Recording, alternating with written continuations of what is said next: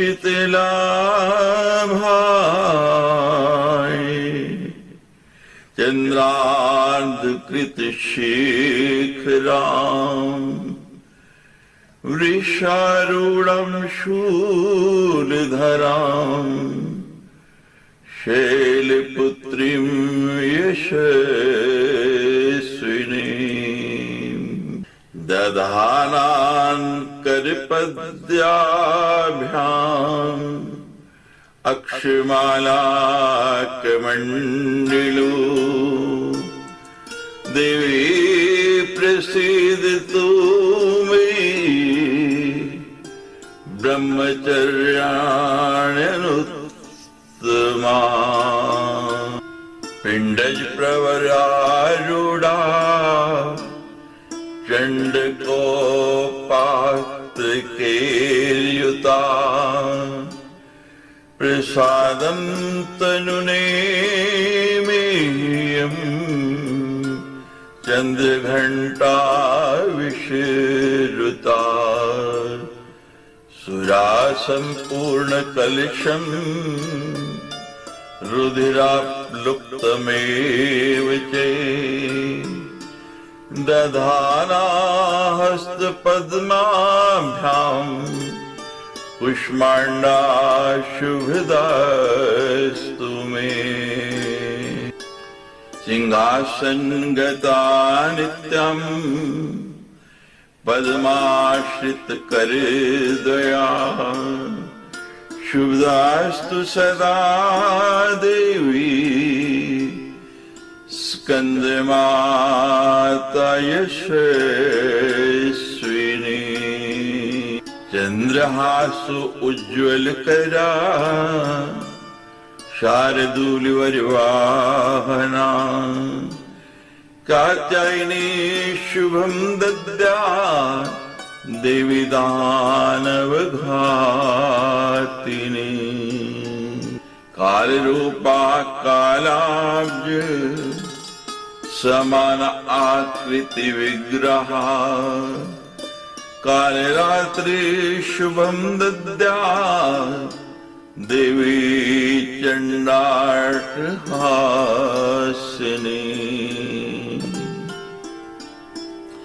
श्वेते वृषि समारूढ़ा श्वेतांबरधरा शुचि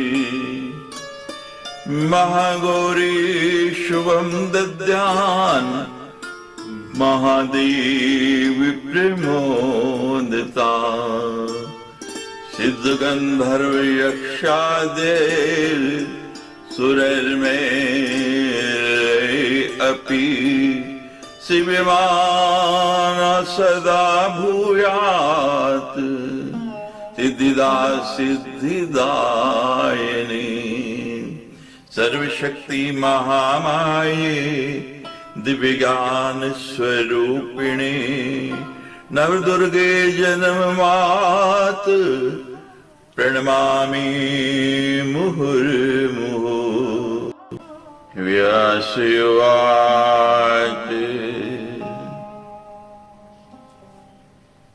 कारेणानि बहुन्यत्र अप्यवतारे हरे किल सर्वेषां च देवानां अंश अवतारेण स्वपि वसुदेव अवतारस्य कारणं शृणु तत्त्वतः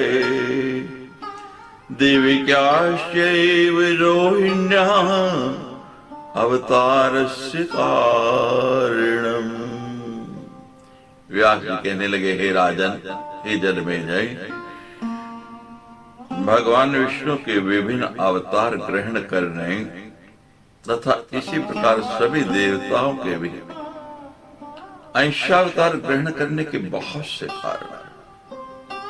अब वसुदेव देवकी तथा रोहिणी की अवतारों का कारण आप यथार्थ रूप से सुनिए।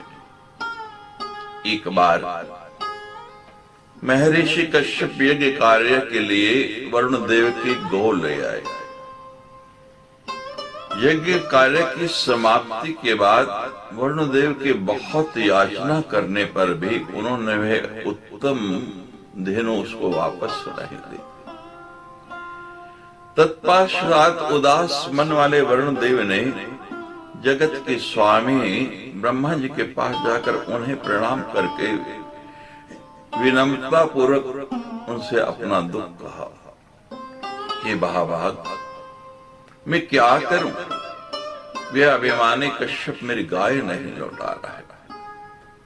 अतीव मैंने उसे शाप दे दिया है कि मानव योनि में जन्म लेकर तुम गोपालक हो जाओ और तुम्हारी दोनों भार्याएं भी मानव योनि में उत्पन्न होकर अत्यधिक दुखी रहे।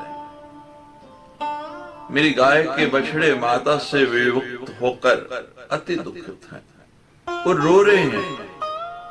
अतः पृथ्वी लोक में जन्म लेने पर यह अदिति भी मृत्युवत्सा होगी, इसे कारागार में रहना पड़ेगा और उससे भी महान कष्ट उसको भोगना पड़ेगा।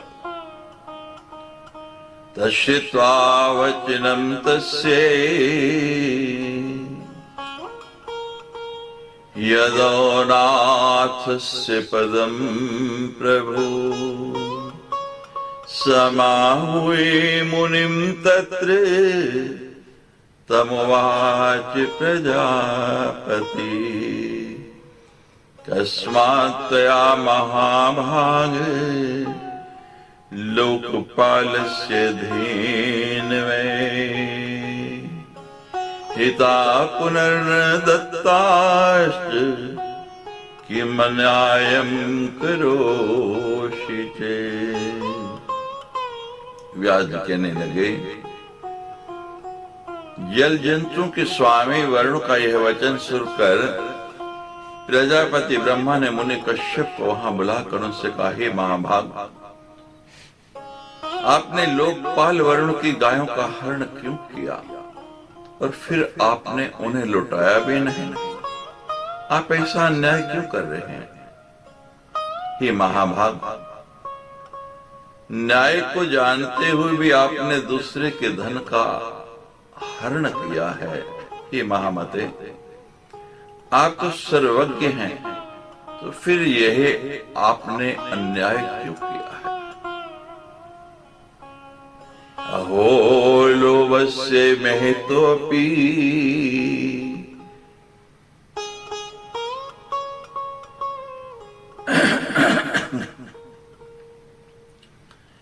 अहो लोभस्य महिमा महतो अपि न मुञ्चति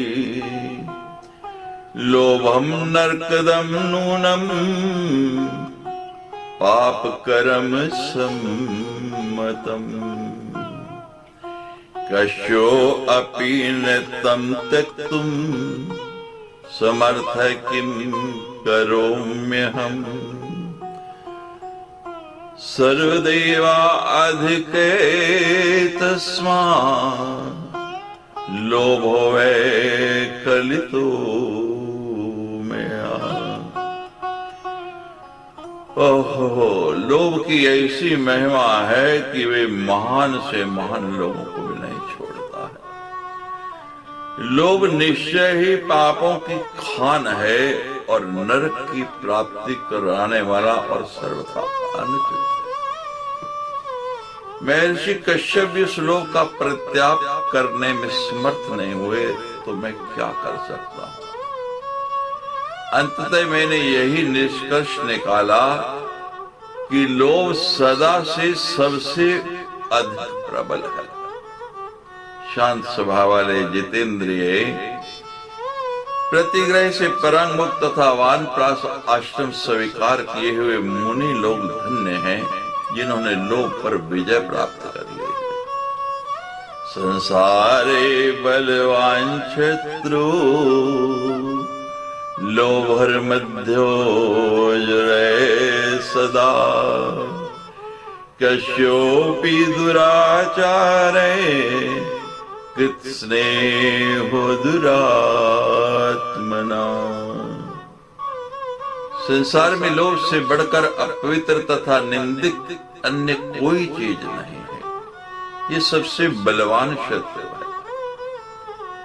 महर्षि कश्यप भी इस नीच लोभ से स्नेह करने के कारण दुराचार में लिप्त हो गए हैं। ब्रह्मपीतम शशापाथ कश्यपम मुनि सत्तमम मर्यादा रक्षणार्थम ही पौत्रम परम वल्लभम अंशेन तम पृथिव्यं वे प्राप्य जन्मयदो कुले भार्याभ्याम संयुक्तस्त्र गोपाल त्वं करिष्यसि।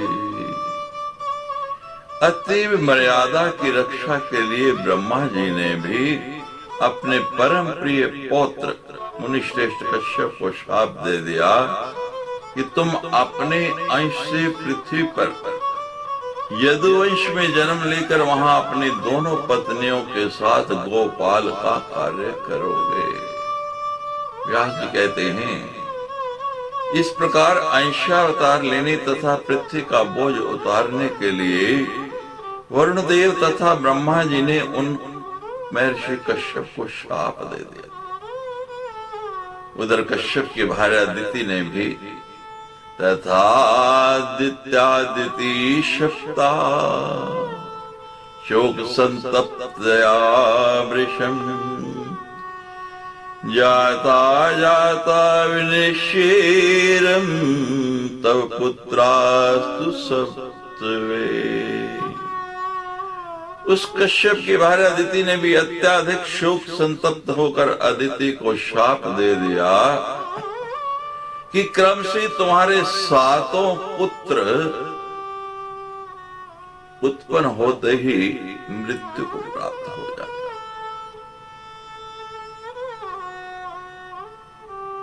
व्यास जी का ये वचन सुनकर जन्मेजय कहने लगा, कस्मादित्या च भगने शक्तेन्द्र जननी पुने कारणं वद शापे च शोकस्तु मुनिसत्तम। ये मुने, दिति के द्वारा उसकी अपनी बहन तथा इंद्र की माता अदिति क्यों शापित गई? हे मुनिवर, आप दिति की शोक तथा उसके द्वारा प्रदत्त शाप का कारण मुझे बताइए। सूर्य कहने लगे, परीक्षित पुत्र राजा जन्मेजय के पूछने पर सत्यवती पुत्र व्यास जी पूर्ण सावधान होकर के शाप का कारण बताने लगे।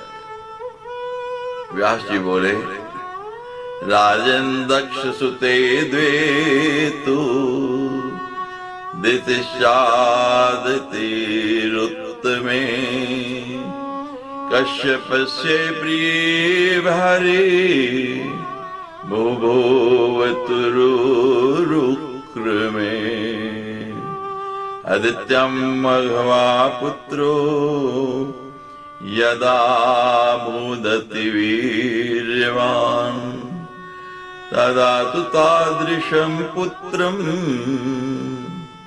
चक्मे द्वितिरोजसे। हे राजा, दक्ष पति की दिति और अदिति नामक 2 सुंदर कन्याएं थी। दोनों ही कश्यप मुनि की प्रिय तथा गौरवशालिनी पत्नियां बनी। जब अदिति ने अत्यंत तेजस्वी पुत्र इंद्र हुए, तब वैसे ही ओजस्वी पुत्र के लिए दिति की मन में भी इच्छा जागृत हुई। उस समय सुंदरी दिति ने कश्यप से प्रार्थना की कि हे मानद, इंद्र के ही समान बलशाली वीर धर्मात्मा तथा परम शक्ति मामपन पुत्र मुझे भी देने की कृपा करें। तब मुनि कश्यप ने उसे कहा, प्रिय धैर्य धारण करो, मेरे द्वारा बताए गए व्रत को पूर्ण करने के अनंतर इंद्र के समान पुत्र तुम्हें अवश्य ही प्राप्त होगा। कश्यप मुनि की बात स्वीकार करके दिति उस उत्तम व्रत के पालन में तत्पर हो गए। उनके ओज से सुंदर गर्भ धारण करते हुए सुंदरी दिति पेयव्रत में स्थित रहकर भूमि पर सोती थी और पवित्रता का सदा ध्यान रखती थी। इस प्रकार क्रमशः जब वह महान तेजस्वी गर्भ पूर्ण हो गया, तब शुभ्र ज्योति युक्त तथा दीप्तिमान अंगों वाली दिति को देखकर अदिति बहुत दुखी हुई। मध्वस्त दृश्य पुत्रो भविष्यति महाबलय दित्या तदा मम सुते तेजोहीनो भवेत किल। अदिति ने मन में सोचा कि यदि दिति के गर्भ से इंद्र तुल्य महाबली पुत्र उत्पन्न होगा तो निश्चय ही मेरा पुत्र जो है वो निस्तेज हो जाएगा।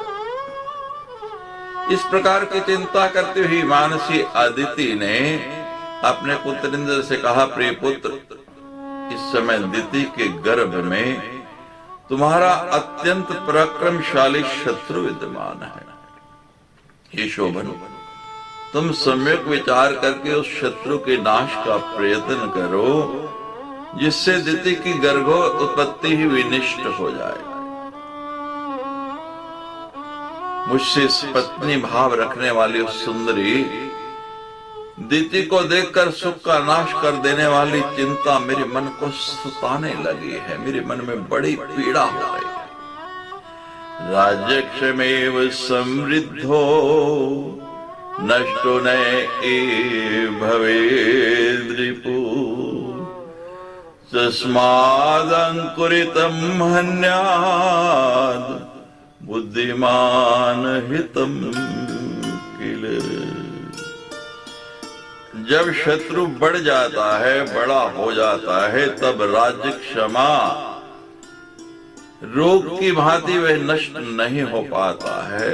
उसको समाप्त करना बहुत कठिन हो जाता है। इसलिए बुद्धिमान मनुष्य का कर्तव्य है कि वह ऐसे शत्रु को अंकुरित होने से नष्ट कर डाले। लो शंकुरेव क्षिप्तो गर्भो वै हृदय मम येन कीन उपायनेन पातयाद्यशत क्रतो सामदान बलेनपि हिंसनीयतया सुते दित्या गर्भो महाभाग मम चेतिच्छसि प्रियम। हे देवेंद्र, दिति का वह गर्भ मेरे हृदय में लोहे के कील के समान चुभ रहा है। अतः जिस किसी भी उपाय से तुम उसे नष्ट कर दो। हे महाभाग, यदि तुम मेरा हित करना चाहते हो तो सामदान आदि के बल से दिति के गर्भ शिशु का संहार कर डालो। व्यास जी कहने लगे, हे राजन, तब अपनी माता की वाणी सुनकर देवराज इंद्र मन ही मन उपाय सोचकर अपने विमाता दिति के पास गए। वंदे विनयात पादो दित्या पापमती नृप प्रोवाच विनेनासो मधुरम विषगर्भितम।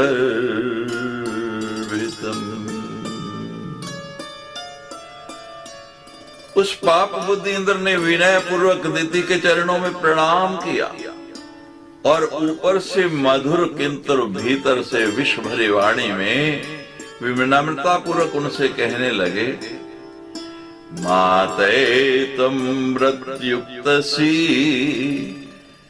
क्षीण देहाति दुर्बला सेवार्थम ही संप्राप्त किम कर्तव्यम वदस्व मे।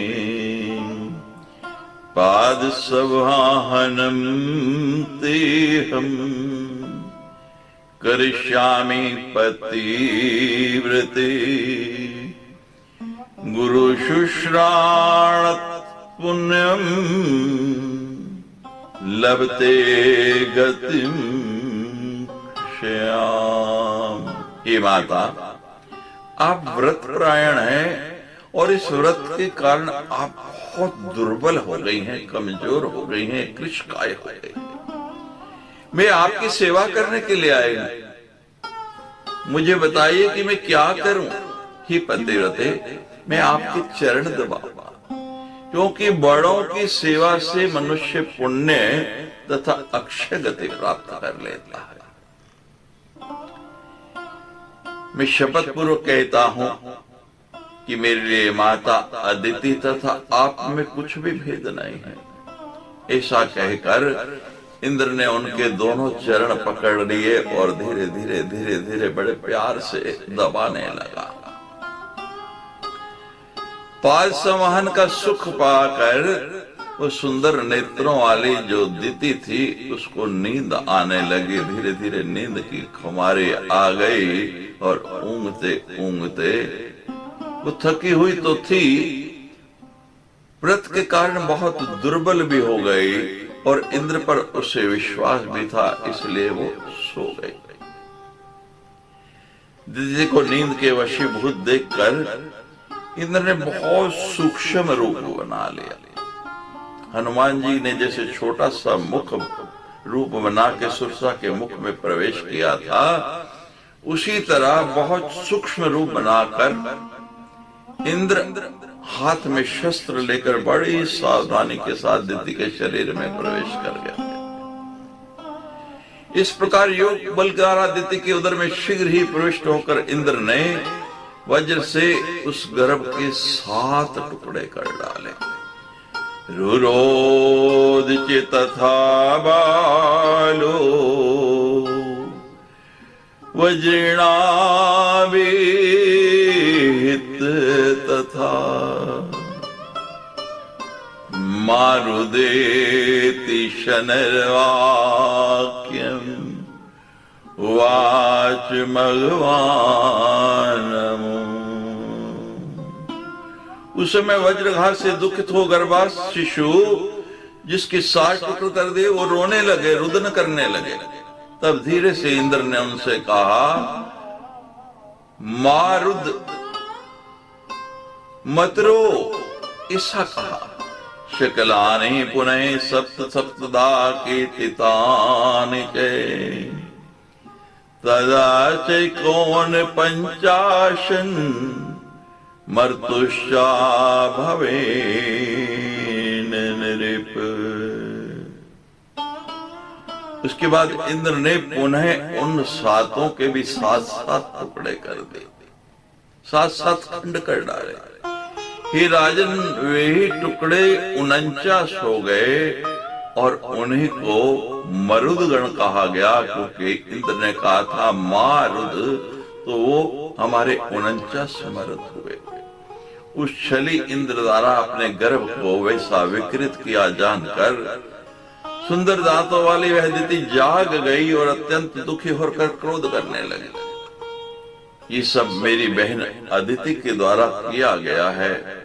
ऐसा जानकर सत्यव्रत परायण दिति ने कुपित होकर अदिति और इंद्र दोनों को शाप दे दिया कि जिस प्रकार तुम्हारे पुत्र इंद्र ने छल पूर्वक मेरा गर्भ छिन्न भिन्न कर डाला है, उसी प्रकार उसका त्रिभुवन का राज्य शीघ्र ही नष्ट हो जाएगा।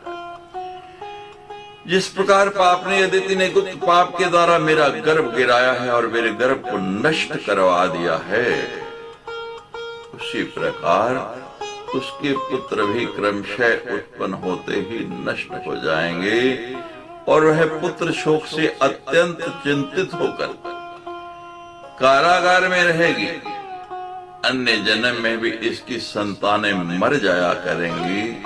इस प्रकार मारित पुत्र कश्यप ने दिति प्रदत्त शाप को सुनकर उसे सांत्वना देते हुए प्रेम पूर्वक यह वचन कहा, हे कल्याणी, तुम क्रोध मत करो, तुम्हारे पुत्र बड़े बलवान होंगे। भविष्यन्ति सुरा सर्वे मर्तो मघवत सखा शापोऽयं तव वामोरु त्वष्ट्विंशेथ द्वापरे अंशेन मानुष्यं जन्म प्राप्य भोक्ष्यति भामिने वरुणेनापि दत्तोऽस्ति शापे संतापिते निचे। वे सब 49 मरुद देवता होंगे जो इंद्र के मित्र बनेंगे। हे सुंदरी, 28वें द्वापर युग में तुम्हारा शाप सफल होगा। उस समय अदिति मनुष्य योनि में जन्म लेकर अपने किए हुए कर्म का फल भोगेगी। इसी प्रकार दुखित वरुण ने भी उसे शाप दिया है। इन दोनों शापों के संयोग से यह अदिति मनुष्य योनि में उत्पन्न हो गई। व्यास जी कहने लगे, इस प्रकार पति कश्यप के आश्वासन देने पर अदिति संतुष्ट हो गई और वह पुनः कोई अप्रिय वाणी नहीं बोली। हे राजन, इस प्रकार मैंने आपको अदिति के पूर्व शाप का कारण बताया है। अदितिर्देव की जाता स्वांशेन रिपसतम।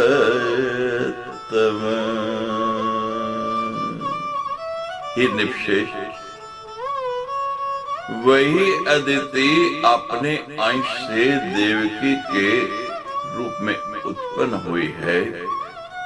तुम्हारे मन में जो संशय था, जो शंका थी, उसके निवारणार्थ मैंने ये सारा प्रसंग तुम्हें सुना दिया है। भगवान की महिमा विचित्र है। उनकी माया और ये महामाया कब क्या करा दे, कब राज सिंहासन पर बिठा दे और कब फुटपाथ पर ले आए, इसको कोई नहीं जान सकता है। इस माया से बचा कैसे जाए? इस माया का प्रभाव हम पे न हो सके, इसके लिए क्या उपाय किया जाए? दूसरा कोई उपाय नहीं है। एकमात्र उपाय है कि उसके शरणागत हो जाओ। शरणागति सर्वत्र करो। शरणागत दीनार्थ परित्राण परायणे सरस्यार्ति हरे देवी नारायणी नमोस्तुते। इति श्रीमद्देवी भागवते महापुराणे अष्टादश सहस्रयाम संहितायां चतुर्थ स्कंधे द्वितीया आदित्य शापदानं नाम तृतीयो अध्याय। बोलो सच्चे दरबार की जय।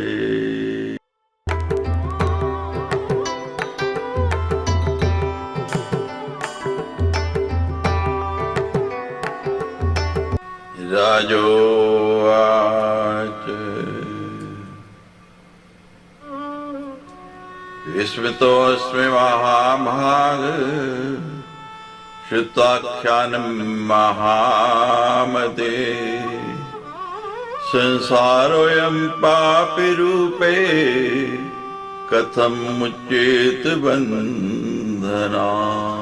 कश्यपस्यापि दायाद त्रिलोकी विभवे सति कि त्वानीदृशं कर्म को न कुर्या जुगुप्सितम्। ये महाभाव, इस आख्यान को सुनकर मैं बड़े आश्चर्य में पड़ गया। ये महामते, ये संसार पाप का मूर्त रूप है। इसके बंधन से मनुष्य किस प्रकार मुक्त हो सकता है? जब तीनों लोकों का वैभव उपवास रखते हुए भी कश्यप मुनि की संतान इंद्र ने ऐसा पाप कर्म कर डाला, तब कौन मनुष्य पाप नहीं कर सकता? अद्भुत शपथ लेकर शिवा के बहाने माता के गर्भ में पृष्ठ होकर बालक की हत्या करना तो बड़ा भयानक पाप है। शास्ता धर्मस्य गोप्ता चे त्रैलोक्ये पतियुत कि त्वानीदृशं कर्म को न कुर्याद सांप्रतम्। सबके शासक, धर्म के रक्षक और तीनों लोकों के स्वामी इंद्र ने जब ऐसा निंदित कर्म कर डाला, तब फिर दूसरा कौन नहीं करेगा? हे जगत गुरु, मेरे पिता में ही लोगों ने भी कुरुक्षेत्र के संग्राम में ऐसा ही विस्मयकारी दारुण और निंदित कर्म किया था। भीष्म, द्रोण, कृपाचार्य, कर्ण तथा धर्म के अंश रूप युधिष्ठिर, इन सभी ने भगवान श्री कृष्ण की प्रेरणा से धर्म विरुद्ध कर्म किया था। संसार की असारता को जानते हुए भी उन प्रतिभाशाली तथा देवांश से उत्पन्न धर्म परायण पांडवों ने भी ऐसा गर्हित कर्म क्यों किया? हे द्विजेंद्र, यदि ऐसी बात है तो धर्म पर किसकी आस्था होगी? कास्ता धर्मस्य विप्रीन्द्र प्रमाणम किम विनिश्चितम् चलत्योऽसि संजाते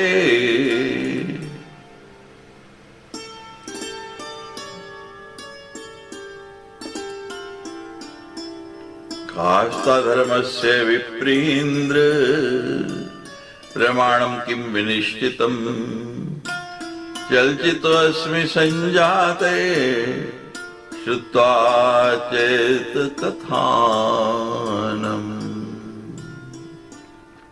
हे जितेंद्र, यदि ऐसी बात है तो धर्म पर किसकी आस्था होगी? धर्म के विषय में सैद्धांतिक प्रमाण ही क्या रह जाएगा?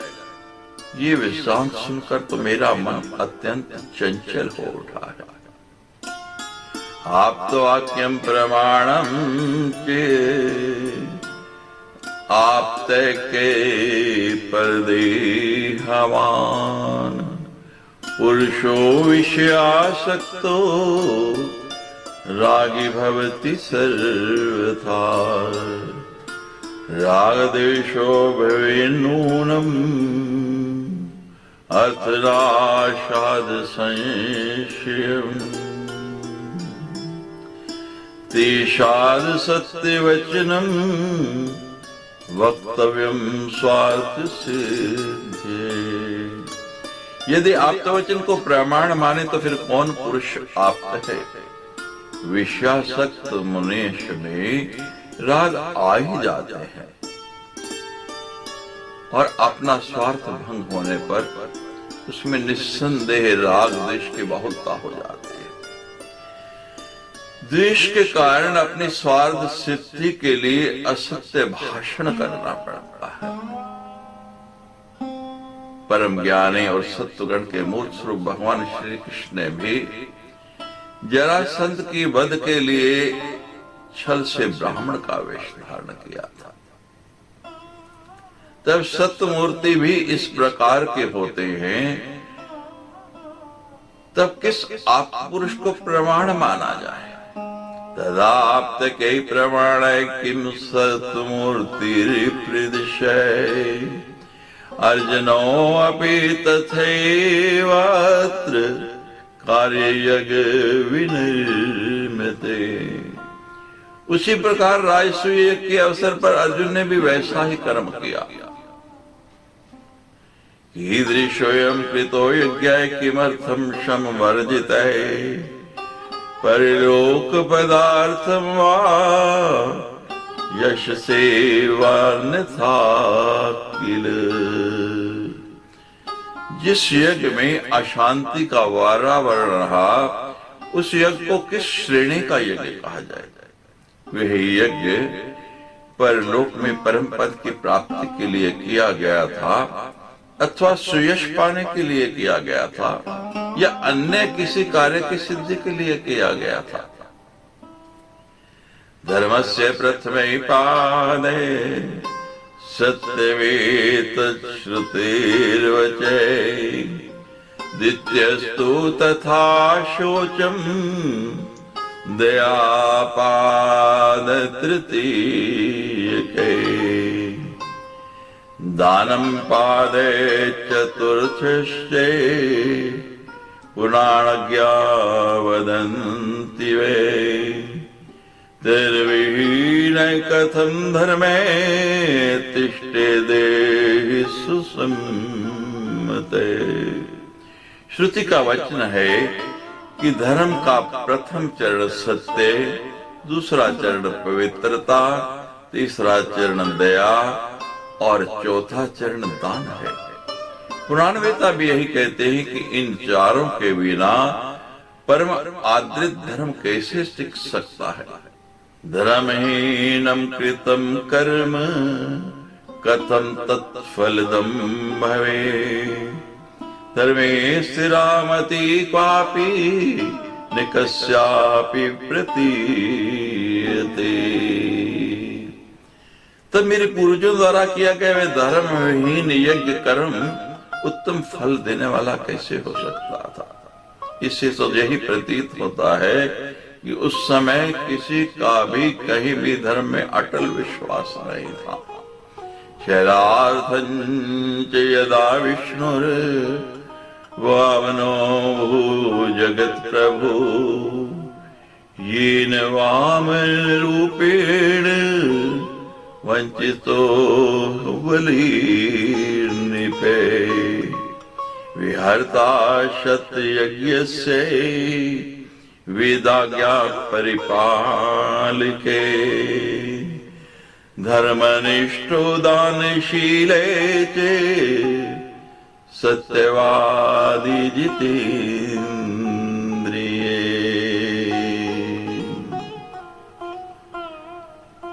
स्थान भ्रष्टो कस्माद् विष्णुना प्रभु विष्णुना जितं कीनतयो कृष्णो बलिना वामनेन वा छल कर्म विदाचयम् संदेहो अत्र महानमम् वंचित्वा वंचितेन सत्यम वद द्विजोत्तम।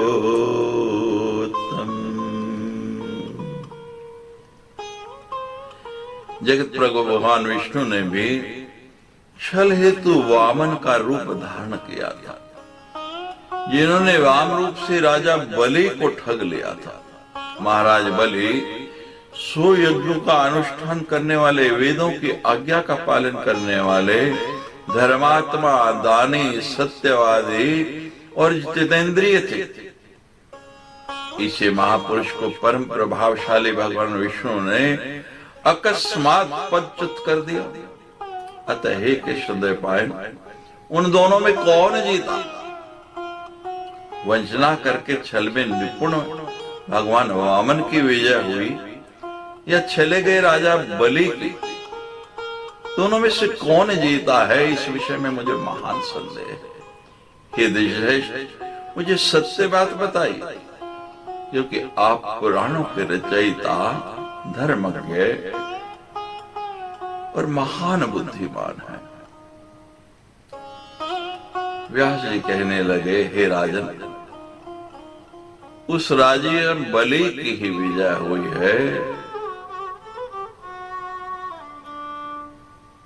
जिसने समस्त भूमंडल का दान कर दिया था। त्रिविक्रमो नाम नाय प्रतितो वामनो भवत् छलनार्थम इदं राजान वामनत्वं नराधिप संप्राप्तम हरिणाम भूयो द्वारपालत्वमेव च सत्यादरतृणास्ति मूलम धर्मस्य पार्थ। हे राजा, जो त्रिविक्रम नाम से विख्यात थे वे भगवान विष्णु वामन बने। हे नरेंद्र, उन्होंने छल करने के लिए वामन रूप धारण किया। बलि तो पहले ही बढ़ गया और भगवान छोटे हो गए, और इसी छल के परिणाम स्वरूप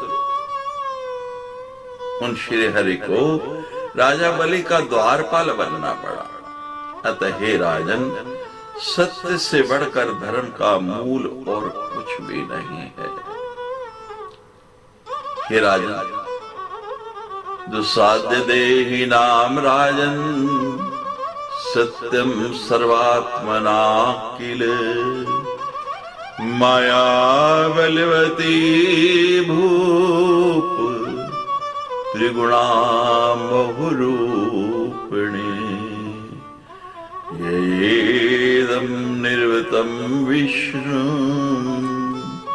गुणैश्वलितं त्रिभिः तस्माच्छलवता सत्यं कुतो विदं भवे निप। हे राजन, सम्यक प्रकार से सत्य का पालन करना प्राणियों के लिए बहुत दुष्कर है, अत्यंत कठिन है। अनेक रूप धारण करने वाली वो त्रिगुणात्मिका माया वो बहुत बली है। बलादा कृष्य मोहा वो जबरदस्ती बड़े बड़े ज्ञानियों के चित्त को भी खींच के समाहित कर देते। जिसने 3 गुणों से मिश्रित इस विश्व की रचना की है वो कब भ्रम में डाल दे कोई नहीं जान सकता। इसलिए हे राजा, छल कपट करने वाले से बिना प्रभावित हुए ये सत्य कैसे रह सकता है। मिश्रिता जनता चैव स्थितरेषा सनातनी वेखनसा च मुनियो निसंगा निष्पत्ति ग्रह सत्ययुक्ता भवन्ति यत्र वीतरागागत स्पृहा दृष्टांत दर्शनार्थाय निर्मितास्ते चितादृशा।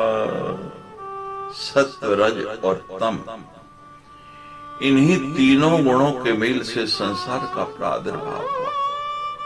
यही सृष्टि का सनातन नियम है। केवल अनासक्त, प्रतिग्रह शून्य, राग रहित और तृष्णा विहीन वानप्रस्थ तथा मुनिजन अवश्य सत्य प्राण होते हैं, किंतु वैसे लोग केवल दृष्टांत दिखाने के लिए ही बनाए गए। हे राजा, उनके अतिरिक्त सब कुछ सत्व, रज एवं तम, इन 3 गुणों से ओतप्रोत है। हे नृपश्रेष्ठ,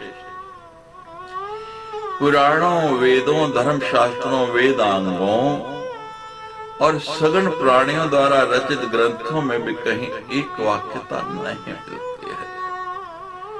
सगुण प्राणी ही सगुण कार्य करता है, निर्गुण से सगुण कार्य नहीं हो सकता है। गुणास्ते विशिता सर्वे न पृथगाव संगता निर्वेली की स्थिरे धर्मे मति कस्यपि ने स्थिरा। निर्गुण से सगुण कार्य नहीं हो सकता, क्योंकि वे सभी गुण मिश्रित हैं, पृथक पृथक नहीं रहते हैं। इसी कारण किसी की बुद्धि सत्य तथा सनातन धर्म में टिक नहीं पाता।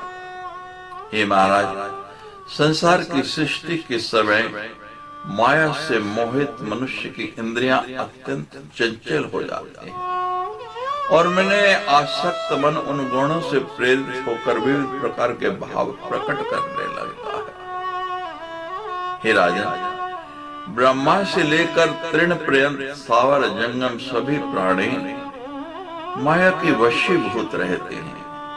सर्वे माया वशा राजन सानुक्रीडति तरी सर्वान्वे मोहयत्येषा विकुर्वत्यनिश्यं जगत। ये माया सभी को मोह में डाल देती है और जगत में निरंतर विकार उत्पन्न किया करते हैं। असत्यो जायते राजन कार्यवान प्रथम नरे इंद्रियार्थम चिंत्यमानो न प्राप्तो यदा नरे तदर्थम छलमादत्ते छलत पापे प्रवर्तते कामे क्रोधश्च लोभेश्च वैरिणो बलवत्तरा कृताकृतं न जानन्ति प्राणिने तद्वशं गता विवेशत्यहंकारे प्रबले प्रभवत्यपि अहंकाराद् भवेन मोहो मोहान् मरणमेव च संकल्पा बहवस्तत्र विकल्पा प्रभवन्ति वे। हे राजा, सर्वप्रथम अपना कार्य सिद्ध करने के लिए मनुष्य असत्य का सहारा लेता है। उस समय इंद्रियों के विषय का चिंतन करते हुए जब मनुष्य अपना अभीष्ट नहीं कर पाता, उसकी जो इच्छा है, जो वो चाहता है वैसा नहीं हो पाता, तो फिर उसके लिए छल करने लगता है। इस प्रकार छल के कारण ही वो पाप में प्रवृत्त हो जाता है। काम, क्रोध और लोभ ये मनुष्य के सबसे बड़े शत्रु हैं। इनके वश में होने के कारण प्राणी कर्तव्य अकर्तव्य को भी नहीं जान पाते। ऐश्वर्य बढ़ जाने पर अहंकार और भी बढ़ जाता है। जैसे जैसे ऐश्वर्य आता है, संपत्ति आती है, सम्मान आता है, उसके साथ ही साथ अहंकार बढ़ता जाता है। अहंकार से मोह की उत्पत्ति होती है। अहंकार मोह का जनक है और मोह से विनाश हो जाता है। मोह के कारण मनुष्य के मन में अनेक प्रकार के संकल्प और विकल्प उठने लगते हैं। उस समय मन में ईर्ष्या, असूया तथा द्वेष उत्पन्न हो जाते हैं। प्राणियों के हृदय में आशा, तृष्णा, दीनता, दंभ और अधार्मिक बुद्धि ये सब संपन्न हो जाते हैं। ये भावनाएं प्राणियों में मोह से उत्पन्न होते हैं। यज्ञ, दान, तीर्थ, व्रत और नियम जो कुछ भी सत्कर्म है, उन्हें भी मनुष्य अहंकार के ही वशीभूत होकर निरंतर करता है। अहंकारा विभूतस्तु करोति पुरुषं मह्यम् अहं भावकृतं सर्वं प्रभवेदे निशोचवत् राग लोभात् कृतं कर्मं सर्वांगं शुद्धिवर्जितम् प्रथमं द्रव्य शुद्धिश्च दृष्ट्वा विबुधे किल। उनका अहम भाव से किया हुआ सारा कार्य वैसा नहीं होता जैसा कि शुद्ध अंतःकरण से किया जाता है। जब अंतःकरण शुद्ध होता है तो वृत्ति अलग होते हैं और उस कार्य का करने का ढंग अलग होता है। लेकिन जब अहम भाव आ जाता है तो अंतःकरण शुद्ध नहीं रहता है और उसके द्वारा किया गया कार्य फिर कैसे शुद्ध हो सकता है। आसक्ति और लोभ से किया हुआ कोई भी कर्म सर्वथा अशुद्ध होता है।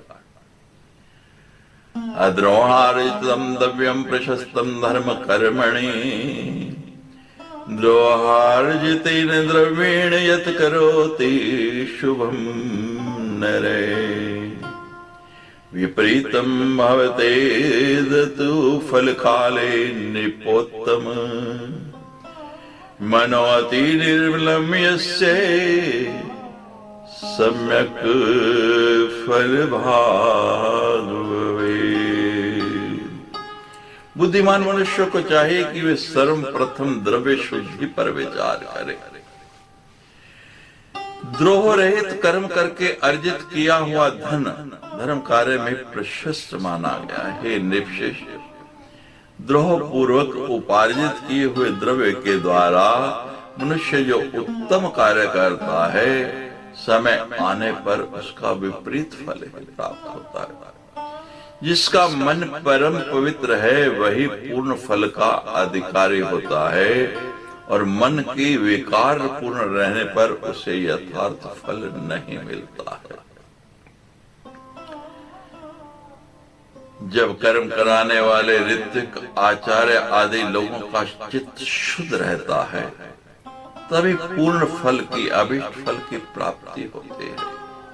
यदि देश काल क्रिया द्रव्य कर्ता और मंत्र इन सब की शुद्धि रहती है तभी कर्मों का फल पूर्ण रूप से प्राप्त होता है। जो मनुष्य शत्रुनाश तथा अपनी अभिवृद्धि के उद्देश्य से पुण्य कर्म करता है तो उसे भी वैसा ही विपरीत फल मिलता है। रोति सुकृतम तद्विपि विपरीतम भवेत् किल स्वार्थ सक्ते पुमान् नित्यम न जानाति शुभाशुभम्। स्वार्थ में लिप्त मनुष्य शुभ शुभ का ज्ञान नहीं रख पाता और देव के अधीन होकर सदा पाप ही किया करता है, पुण्य नहीं। प्रजापति ब्रह्मा से ही देवता उत्पन्न हुए हैं और उन्हीं से असुरों की भी उत्पत्ति हुई। ये सबके सब स्वार्थ में लिपर होकर एक दूसरे के विरुद्ध काम करते हैं। स्वार्थ में तो सकल जग माही। वेदों में कहा गया है कि सत्व गुण से सभी देवता, रजोगुण से मनुष्य और तमोगुण से पशु पक्षी आदि अतिरिक्त योनि के जीव उत्पन्न होते हैं। इसलिए जब सत्व गुण से उत्पन्न देवताओं में भी निरंतर आपस में वैर भाव रहता है तब पशु पक्षियों में परस्पर जाति वैर उत्पन्न होने में आश्चर्य ही क्या है। देवता भी सजा इसी द्रोह में तत्पर रहते हैं और तपस्या में विघ्न डाला करते हैं। असंतुष्टा देश परा परस्पर विरोधिने अहंकार समद्भूत संसारोऽयं यतो निप। राग द्वेष विहीनस्तु से कथम जायते नृप। ये नृप वे सदा असंतुष्ट रहते हुए द्वेष परायण होकर आपस में विरोध का भाव रखते हैं। इसलिए हे राजन, जब यह संसारी अहंकार से उत्पन्न हुआ है तो फिर राग द्वेष से हीन कैसे हो सकता है? यहां राग और द्वेष तो रहेंगे ही। इन राग द्वेष को अगर अपने मन से मिटाना है, इनका समूल नाश करना है, तो आद्यशक्ति पराम्बा जगत जननी महामाया की शरण में आना ही पड़ेगा। इति श्रीमद्देवी भागवते महापुराणे अष्टादश सहस्र्यां संहितायां चतुर्स्कन्धे अधम जगते स्थिति वर्णनम नाम चतुर्थो अध्याय। सच्चे दरबार की